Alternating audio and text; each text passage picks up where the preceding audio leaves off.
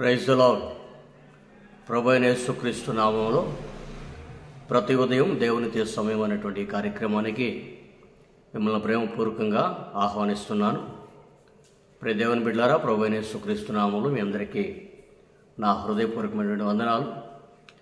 దేవుడు మరొక దినాన్ని మనకు అనుగ్రహించి ఈ దినంలో మరొక వర్తమానం ద్వారా దేవుడు మనతో మాట్లాడినట్లుగా దేవునికే మహిమ కలుగును గాక. ప్రియ దేవుని బిడ్డలారా, పరిశుద్ధ గ్రంథంలో నుండి మరొక చిన్న మాటని ఈ దినం మనం ధ్యానం చేద్దాం. అపోస్తలుడైన పౌలు గారు కొలస్సీ సంఘానికి రాసినటువంటి పత్రిక 3వ అధ్యాయం 15వ వచనాన్ని నేను చదువుతాను. మీరు జాగ్రత్తగా ఆలకించగలరని తెలియజేస్తున్నాను. కొలస్సీ సంఘానికి రాసిన పత్రిక 3వ అధ్యాయం 15వ వచనాన్ని చదువుతాను. క్రీస్తు అనుగ్రహించు సమాధానము మీ హృదయములలో ఏలుచుండనీయుడి, ఇందుకొరకే మీరొక శరీరముగా పిలువబడతారు మరియు కృతజ్ఞులై ఉండుడి. విన్నారా ఈ మాట? ప్రియ దేవుని బిడ్డలారా, ఈ మాటలో పెద్ద ఆంతర్యం దాగబడి ఉంది. మనం గమనించినట్లయితే క్రీస్తు అనుగ్రహించు సమాధానం మీ హృదయంలో ఏలచుండనీయుడి, ఇందుకొరకే మీరు ఒక శరీరముగా పిలువబడతారు అని చెప్తూ మరియు కృతజ్ఞులై ఉండుడి. మనం గమనించినట్లయితే ఒక శరీరముగా ఉండుట కొరకు మనం పిలువబడ్డామట. శరీరంలో అనగానే కేవలం ఒకే అవయవం గురించి చెప్పబడుతుందా? కాదు కదా. అదే పౌలు అంటాడు, శరీరంలో కన్ను నేను కన్నును కాను, నీ దానిని కాను అని చెప్పినంత మాత్రాన కన్ను శరీరంలోది కాకుండా పోదు కదా. అలాగే చెయ్యిని నేను నీ దానిని కానని చెప్పినంత మాత్రాన చెయ్యి శరీరంలోనిది కాకుండా పోదు కదా. కాలు నేను నీ దానిని కాదని చెప్పినంత మాత్రాన కాలు నీ దానిని కాదని అనుకోదు కదా అని ఇలా అనేక విషయాలు క్రీస్తు శరీరం అటువంటి సంఘం గురించి పౌలు గారు స్పష్టంగా తెలియజేస్తున్నాడు. ఇక్కడ మనం గమనించినట్లయితే సంఘములో ఒక శరీరముగా ఉండుట కొరకు పిలువబడినటువంటి మన జీవితాలలో శరీరంలో ఒక అవయవం ఒకదానికొకటి ప్రోత్సాహకరంగా ఎలాగ ఉంటుందో అలాగే మనం కూడా ఒకరికొకరు ప్రోత్సాహకరంగా ఉండాలి అనేటువంటి విషయాన్ని తెలియజేస్తున్నాడు. దాంట్లో ప్రాముఖ్యంగా ప్రోత్సాహకరంగా ఉండాలంటే క్రీస్తు అనుగ్రహించు సమాధానం మన హృదయంలో ఏలుబడి చేయాలట. క్రీస్తు అనుగ్రహించు సమాధానం మన హృదయంలో ఏలుబడి చేస్తే ఇవన్నీ కూడా ఒకదానికొకటి సమాధానకరంగా సంఘంలో మనం అందరూ కూడా ఒకదానికొకటి సమాధానకరంగా ఒకరికొకరం ఉండగలుగుతాం. ప్రియ దేవుని బిడ్డలారా, మనం గమనించినట్లయితే ఈ శరీరంలో ఉన్నటువంటి అవయవాలను గమనిస్తే కాలు నడవాలంటే కాలులో ఉన్నటువంటి కేవలం ఈ పాదము, ఈ మడిమ, కేవలం ఈ కాలు ఒక్కటే కదిలితే సరిపోదు కదా.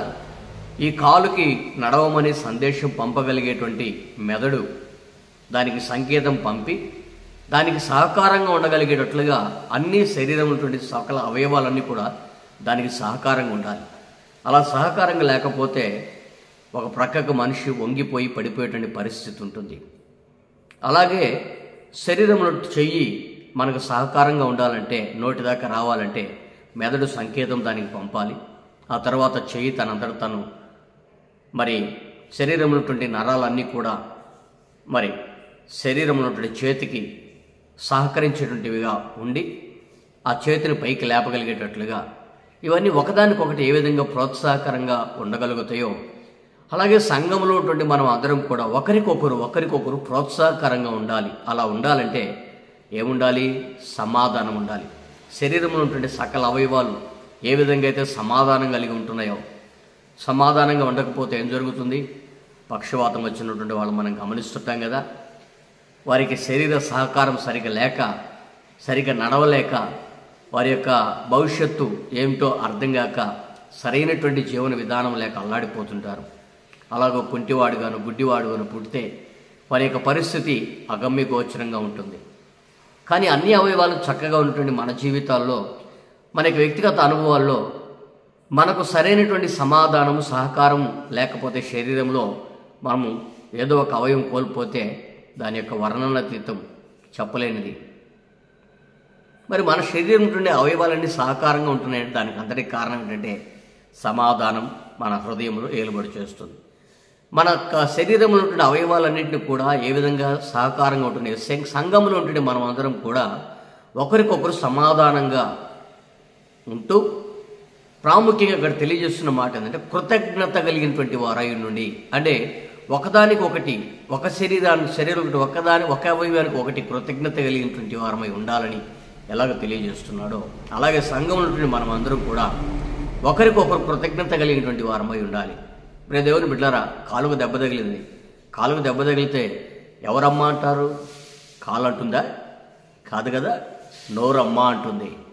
నోరమ్మ అన్నప్పుడు వెంటనే చెయ్యి వెళ్ళి ఆ కాలుకు తగిలినటువంటి దెబ్బని కన్ను చూసేటట్లుగా చెయ్యి సహకరించి, మరి దానికి ఒకవేళ రక్తం గాయమయ్యి రక్తం కారుతుంటే ఎవరు పని చేస్తారు? గుండెల్ని పని చేస్తుందా? కాదు కదా. చెయ్యి వెళ్ళి దాని అంతటా అదే పనిచేసి మరి కాలుకు తగిలినటువంటి దెబ్బను మాన్పుట కొరకు మరి శరీరం ఉన్నటువంటి సకల అవయవాలన్నీ కూడా దానికి ఏ విధంగా ప్రోత్సాహకరంగా ఉంటాయో ఒకసారి ఎప్పుడైనా ఆలోచన చేశారా? ఇప్పుడు దేవుని బిడ్డలారా, అలాగే సంఘములో ఉంటుండే మనం అందరం కూడా ఒకరికొకరు సమాధానం కలిగినటువంటి వారై, చివరిగా అంటున్న మాట ఏంటంటే కృతజ్ఞత కలిగినటువంటి వారై ఉండండి. అంటే ఒకరికి దెబ్బ తగిలితే, ఎవరికైనా ఒకరికి నష్టం కలిగితే వారి పట్ల మనం కృతజ్ఞత కలిగినటువంటి వారమై ఉండాలని, ఎవరికైనా బాధ కలిగితే వారి పక్షంలో ప్రార్థన చేసి కృతజ్ఞత బుద్ధి చాటుకోవాలనేటువంటి విషయాన్ని ఇక్కడ తెలియజేస్తున్నాడు. ప్రియులరా, మనం ఇంకా ఈ విషయాన్ని కొంచెం లోతుగా మనం వెళ్తే పరిశుద్ధ గ్రంథంలో ఒక భక్తుడు దీనికి ఒక గొప్ప మాదిరికరంగా ఉన్నాడనేటువంటి విషయాన్ని నేనైతే ధైర్యంగా చెప్పగలుగుతాను.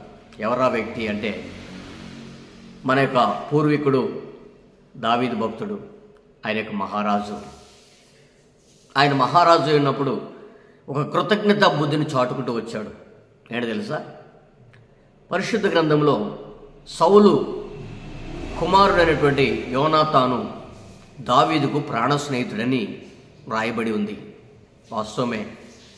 సౌలు దావీదును చంపాలనుకున్నప్పుడు యోనాతాను తన యొక్క తండ్రి యొక్క ఆలోచనను ఎరిగి దావీదుని చంపకుండా ఉండేటట్లుగా అనేక సార్లు దావీదును రక్షిస్తూ కాపాడుతూ వచ్చాడు. ప్రియ దేవుని బిడ్డలారా, దావీదు విషయమై యోనాతాను తండ్రి ద్వారా మాట కూడా ఆగడగొట్టుదాని కొడుక అనేటువంటి మాట కూడా పడేటట్లుగా యోనాతాను ఎంతటి దాకైనా కూడా సిద్ధపడుతూ వచ్చాడు. ఎందుకంటే బైబిల్లో రాయబడింది, యోనాతాను ప్రాణమట దావీదు ప్రాణంతో పెనవేయబడిందట. అంటే అంతటి ప్రాణ స్నేహితులుగా మార్చబడి ఉన్నటువంటి వారి యొక్క జీవన విధానంలో కాలక్రమంలో సౌలు రాజుగా దిగిపోవడం, దావీదు రాజుగా మరి సింహాసనాసీనుడవ్వడం ఇలా జరిగిపోయింది. అయితే దావీదు రాజు అయిన తర్వాత సౌలు కుటుంబంలో ఎవరైనా మిగిలి ఉన్నారా అని దావీదు విచారణ చేయడం ప్రారంభించాడు. దానికి కారణం ఏంటి తెలుసా? సౌలు కుటుంబంలో యోనాతాను కుటుంబం పక్షాన ఎవరైనా మిగిలి ఉన్నారా అని తన కృతజ్ఞత బుద్ధి చాటుకున్నట్టు కొరకై. దేవుని బిడ్డ, ఎందుకని సౌలు ఒకనొక దశలో దావీదును చంపాలి అని ఆలోచన చేసి దావీదు యొక్క ప్రాణం తీయాలి అని ఆలోచన కలిగి ఉన్నప్పుడు యోనాతాను దావీదు ప్రాణాన్ని కాపాడి దావీదును రక్షించి దావీదు యొక్క వ్యక్తిగత జీవితంలో మేలు చేశాడు కనుక ఆ మేలుకు ప్రతిగా కృతజ్ఞత బుద్ధి కలిగినటువంటి వాడై దావీదు ఆలోచన చేస్తున్నాడు. సౌలు ఇంట్లో కృప చూపుటకు, యోనాతాను కుటుంబంలో కృప చూపుటకు ఎవరైనా ఉన్నారా అని దావీదు అడుగుతున్నాడు. ఆ మాటను చదువుదాం ఒకసారి. సమూయేలు రెండవ గ్రంథం 9వ అధ్యాయం మొదటి వచనంలో ఒక మాట రాయబడింది. నేను చదువుతాను, వినండి. యోనాతానును బట్టి నేను ఉపకారము చూపుటకు సౌలు కుటుంబంలో ఎవడైనా కలడా అని దావీదు అడిగాను. చూస్తున్నారా? యోనాతానును బట్టి అట సౌలు కుటుంబంలో ఎవడైనా ఉన్నాడా అని దావీదు అడుగుతున్నాడట. ఎందుకని అంటే ఆ సౌలు కుటుంబంలో యోనాతాను నాకు చూపిన ఉపకార బుద్ధిని బట్టి సౌలు కుటుంబంలో ఎవరైనా ఉన్నారేమో, నేను నా కృతజ్ఞత బుద్ధిని చాటాలి అని దావీదు ఆలోచన చేసి అక్కడ పనివాళ్ళని అడుగుతుంటే అక్కడ పనివాళ్ళు అంటున్నారు, ఆ మాటను చదువుతాను వినండి. సౌలు కుటుంబం వరకు సేవకుడు సీబా అని ఒకడు ఉండగా వారు అతన్ని దావీదునందుకు పిలువనంపిరి. రాజు సీబాయు నీవే కదా అని అడుగుగా, నీ దాసుడైన నేను సీబాను అని నేను. రాజు, యెహోవా నాకు దయ చూపించినట్లుగా నేను ఉపకారమును చేయుటకు సౌలు కుటుంబంలో ఎవడైనా నాకు శేషించి ఉన్నాడా అని అతను అడుగగా, సీబా, యోనాతానునకు కుంటికాళ్ళు గల కుమారుడు ఒకడు ఉన్నాడని రాజుతో మనవి చేస్తును. అతడు ఎక్కడున్నాడని రాజు అడుగగా, సీబా, చిత్తగించుము, అతడు దెబోరాలో అమీయులు కుమారుడు మాకీరింట ఉన్నాడని రాజుతో నేను. చూసారా, యోనాతానుకు పుట్టినటువంటి కుంటికాళ్ళు కలిగినటువంటి కుమారుడు, కుంటివాడైనటువంటి కుమారుడు ఒకడు ఉన్నాడు. అతనిని మెఫీబోషెతు అనేటువంటి ఒకడు ఉన్నాడు అని దావీదు యొక్క కుటుంబంలో యోనాతాను కుటుంబంలో ఉన్నాడనేటువంటి విషయాన్ని సీబా చెప్తున్నాడు. అక్కడ ప్రియ దేవుని బిడ్డలారా, ఇక్కడ మనం గమనించినట్లయితే ఈ సౌలు కుమారుడు అయినటువంటి మెఫీబోషెతుని దావీదు పిలిపించుకొని 6వ వచనం చూడండి. సౌలు కుమారుడిని యోనాతానుకు పుట్టినటువంటి మెఫీబోషెతును దావీదు వద్దకు వచ్చి సాగిలపడి నమస్కారం చేయగా, మెఫీబోషెతు అతనిని పిలిచినప్పుడు అతడు, చిత్తముని దాసుడని నేను ఉన్నాడను. అందుకు దావీదు, నువ్వు భయపడవద్దు, నీ తండ్రి అని యోనాతాను నిమిత్తము నిజముగా నేను నీకు ఉపకారము చూపి నీ పితరుడైన సౌలు భూమి అంతే నీకు మరలా ఇప్పింతును, మరియు నీవు సదాకాలం నా బల్ల యొద్దనే భోజము చేయుదు అని సెలవీయగా, అతడు నమస్కరించి, చచ్చిన కుక్క వంటి వాడనైనా నా ఎడల నీవు దయచూపుటకు నీ దాసుడునకు నేను ఎంతటి వాడును నేను. ప్రియ దేవుని బిడ్డలారా, చూసారు ఈ రోజున ఇక్కడ ఈ మాటను గమనించినట్లయితే మెఫీబోషెతు, చిత్తమయ్యా నేనున్నాను అని రాజు దగ్గర నమస్కారం చేస్తుంటే రాజు అంటున్నాడు, నువ్వు భయపడవద్దు, నేను చంపడానికి పిలవలేదు. వాస్తవానికి రాజు అయినటువంటి దావీదు సంతోషపడాలి. ఎందుకని సౌలు కుటుంబంలో ఎవ్వడు లేడు, నిశ్శేషంగా చనిపోయినందుకు. ఒకవేళ ఆ వారసత్వం ప్రకారంగా సింహాసనం సౌలుకు పోకుండా మరి కుటుంబంలో ఎవరు లేనందుకు దేవానికి స్తోత్రమని దావీదు అంటోలేదు.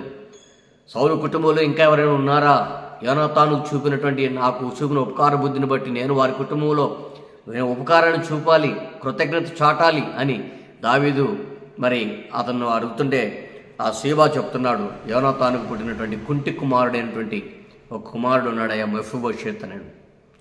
ఆ మెఫీబోషెతుని పిలిపించినప్పుడు, చిత్తమయ్యా నేను ఉన్నాను అని చెప్తే దావీదు అంటాడు, భయపడవద్దు, నీ కలిగినది నీ పొలమంతా తిరిగి నీకు ఇచ్చేస్తాను, నీ తండ్రి కలిగినటువంటి పొలమంతా నీకు ఇచ్చేస్తాను, మరియు నీవు సదాకాలం నా బల్ల యొద్దనే నీవు భోజనం చేసినటువంటి ఒక హక్కుని నేను నీకు ఇస్తున్నానంటే మెఫీబోషెతు అంటున్నాడు, చచ్చిన కుక్కనయ్యా నేను, చచ్చిన కుక్కనటువంటి నేను ఈ విధమైనటువంటి ఉపకారం పొందుటకు నేనేం చేశానంటే, దావీదు అంటున్నాడు, నీ తండ్రి నాకు చూపిన ఉపకారమును బుద్ధిని బట్టి నేను నీకు ఉపకారం చూపాలని నిర్ణయించుకున్నాను. నేను కృతజ్ఞత కలిగినటువంటి వాడనై ఉండాలని నేను ఆలోచన చేస్తున్నాను. అందుకే నీకు ఈ యొక్క అవకాశాన్ని ఇస్తున్నానని. ప్రియ దేవుని బిడ్డలారా, ఎంత గొప్ప వాత్సల్యత చూడండి. శత్రు కుటుంబంలో సమూలంగా ఎవరైనా నాశనం అయిపోతే సంతోషించాలి కదా, కానీ దావీదు అలా చేయడం లేదు. ఉపకార బుద్ధి చాటాలని, కృతజ్ఞత కలిగి ఉండాలని. ప్రియ దేవుని బిడ్డలారా, ఎంత గొప్ప కనికరము దావీదులో దాగబడిని చూసారా. శత్రు కుమారునైనా కూడా ప్రేమించగలిగేటువంటి మంచి కృతజ్ఞతా బుద్ధి దావీదులో ఉందంటే దావీదు యొక్క వాత్సల్యత, దావీదు యొక్క ప్రేమ ఎంత గొప్పదో. అయితే ఆ ప్రేమ కంటే అమరమైనటువంటి ప్రేమ యేసు ప్రభువారు మన ఎడలో చూపి ఆ కృతజ్ఞత బుద్ధి కలిగినటువంటి వాడే యేసుక్రీస్తు మన ఎడల మనం ఎంత వ్యతిరేకంగా నడిపించబడుతున్నా ఆయన మన ఎడల తన ప్రేమను చూపుతూ మనల్ని ఈ దినం ఇంకా నడిపిస్తూ వస్తున్నాడు. ప్రియ దేవుని బిడ్డలారా, ఆలోచన చేయాలి. ఈ దినం మనం క్రీస్తు యేసులో ఉన్నటువంటి సమాధానం మన హృదయంలో ఏలుబడి చేసినట్లుగా మన హృదయంలో దేవునికి వ్యతిరేకంగా ఎన్ని కార్యాలు మనం చేస్తున్నప్పటికీ దేవుడు మనల్ని ఏదైనా కాపాడుతూ వస్తున్నాడంటే కేవలం ఆ యొక్క కృతజ్ఞత కలిగినటువంటి భావం. ఆ కృతజ్ఞత బుద్ధి సౌలు కుటుంబంలో మెఫీబోషెతుకు చూపించినటువంటి దావీదు మెఫీబోషెతుని సదాకాలం రాజు బల్ల యొద్దనే భోజనం చేసినట్లుగా మరి తీసుకొని వచ్చి తన ఇంట్లో పెట్టుకొని ఉన్నట్లుగా మనం చూస్తున్నాం. ప్రియులారా, ఈ దినం మనం గమనించాల్సింది ఏంటంటే, మనకెవరైనా విరోధంగా నడిపించబడి ఉండొచ్చు, కానీ వాళ్ళు చేసిన మేలు మనం ఎప్పటికీ మర్చిపోకూడదు. ఆ మేలుని ఎప్పటికీ మనం మర్చిపోకూడదు. ఒకవేళ మేలును మర్చిపోయేటువంటి వాళ్ళమైతే మనకు కృతజ్ఞత లేదు. ఆ కృతజ్ఞత లేని హృదయంలో మనం అంధకారమైనటువంటి స్థితిలోకి వెళ్ళిపోయి మన జీవితాన్ని మనమే చేతులారా పాడు చేసుకుంటున్నామని మనం గుర్తించాలి. ఎవరైనా మనకు ఒక మేలు చేశారంటే ఆ మేలును బట్టి మనం వాళ్ళని మర్చిపోకుండా మన కృతజ్ఞత బుద్ధి చాటుకోవాలి. ప్రియ దేవుని బిడ్డలారా, ఈ రోజున మనం చూడండి, అనేక మంది ఈ రోజున నేటి క్రైస్తవ్యంలో మేలైతే పొందుకుంటున్నారు, కానీ పొందుకున్నటువంటి మేలు గుర్తుంచుకోలేక కృతజ్ఞత లేనటువంటి వారై దుష్టులను దేవునికి దూరస్తులు అయిపోయి, ప్రియ దేవుని బిడ్డలారా, ఉపకార బుద్ధిని జ్ఞాపకం చేసుకోక ఉపకార బుద్ధిని మర్చిపోయినటువంటి వారుగా చరిత్రలో చరిత్రహీనులుగా నిలిచిపోతున్నారు ఈ దినాలు. కానీ దేవుని యొక్క మహోన్నతమైన కృప ఏంటంటే, దావీదు మనకు నేర్పిస్తున్న గుణపాఠం ఏంటంటే, కృతజ్ఞత బుద్ధి కలిగినటువంటి వారమై, కృతజ్ఞత బుద్ధి మనం కలిగినటువంటి వారమై దేవుని సన్నిధిలో మనం ఉండాలనేటువంటి విషయాన్ని దావీదు మనకు నేర్పిస్తున్నాడు. దేవుని బిడ్డలారా, ఆ రీతిగా మనము సంఘం అనేటువంటి శరీరంలో ఒకరికొకరు సమాధాన పాత్రులమై ఉండి మనము కృతజ్ఞత హృదయం కలిగినటువంటి వారమై మనం జీవించుదామా? దేవుడు ఆ కృపను నీకు, నాకు, మనకు దయచేయను గాక. ఆమేన్. ప్రార్థన చేసుకుందామా? మహాపరిశుద్ధుడా, కృపగల దేవా, నీకు వందనాలు ప్రభా, స్తోత్రం నాయన. ఇదిగో తండ్రి, ఈ రాత్రి తండ్రి ఈ యొక్క ఉదయకాల సమయంలో మీరు మాతో మాట్లాడిన ప్రతి మాటను బట్టి స్తోత్రాలు. అవునాయనా, మీ యొక్క ఉన్నతమైనటువంటి కృపను బట్టి, అయ్యా మీ యొక్క ఆలోచనను బట్టి అయినా సంఘములో, శరీరం అటువంటి సంఘములో ఒకరికొకరు సమాధానకరమైనటువంటి అవయవములమై ఉన్నామని మీరు మాకు తెలియజేశారు తండ్రి. మరి మేము ఈ కృతజ్ఞత బుద్ధి కలిగినటువంటి వారమై నడిపించబడాలని మీరు మాకు చక్కని ఆలోచన అనుగ్రహించారు. అందుని బట్టి నీకు స్తోత్రాలు. అవునయ్యా, దావీదు ఏ విధంగా అయితే సౌలు కుటుంబీకులో తండ్రి మరి మెఫీబోషెతుని జ్ఞాపకం చేసుకొని సౌలు కలిగినటువంటి యావదాస్తిని తిరిగిచ్చి తండ్రి మెఫీబోషెతును సదాకాలం తన బల్ల యొద్ద భోజనం చేయడానికి ఏ విధంగా నిర్ణయించుకొని తన కృతజ్ఞత బుద్ధిని చాటుకున్నాడో, ఆ రీతిగా ప్రభావ మేము కూడా ఒకరి ఎడలో ఒకడు కృతజ్ఞత బుద్ధి కలిగిన వారమి పొందిన మేలుకు ప్రతిగా కృతజ్ఞతను తండ్రి మేము చేసి కృతజ్ఞతను పొంది కృతజ్ఞతను చాటించినటువంటి వారు మేము చరిత్రలో నిలబడేటువంటి వారిగా నిలబడినట్లుగా సహాయం దయచేయమని కోరుతున్నాం. ఆ ఉపకార బుద్ధి మాకు ఇచ్చి, మా కుటుంబాలకు ఇచ్చి, మా వ్యక్తిగత జీవితాలకు ఇచ్చి మమ్మల్ని స్థిరపరిచి, అయ్యా మీరు మా ఎడలో చేసిన ఆ కృతజ్ఞతను ప్రభావ మీరు అనేకులకు పంచగలిగినటువంటి కృపను మాకు దయచేయమని, మహిమ ఘనత ప్రభావాలు మీరే పొందుకొనమని మీ కృపగల హస్తానికి మా జీవితాలను అప్పగిస్తూ యేసు నామములో అడిగి వేడుకొనుచున్నాము తండ్రి. ఆమేన్. మంచిది ప్రియులారా, మరి ప్రభువైన యేసుక్రీస్తు నామములో మీ అందరికీ నా హృదయపూర్వక వందనాలు. మరి మీ ప్రార్థన అవసరతలు ఏమైనా ఉంటే మరి స్క్రీన్ మీద కనపడుతున్నటువంటి ఫోన్ నెంబర్లకి మరి మీ ప్రార్థన అంశాలను తెలియజేయగలరని ప్రేమతో తెలియజేస్తున్నాను. మరి అలాగే మా పరిచర్యను ఇంకా ప్రోత్సహించగలరని మరి యొక్క వాక్యాన్ని మీరు వినటం ద్వారా, మరి అనేకులకు షేర్ చేయడం ద్వారా మరి పరిచర్యను ప్రోత్సహించగలరని ప్రేమతో మీ అందరికీ తెలియజేస్తూ, సౌజన్యంగా తెలియజేస్తూ సెలవు తీసుకుంటున్నాను. సెలవు తీసుకుందాం.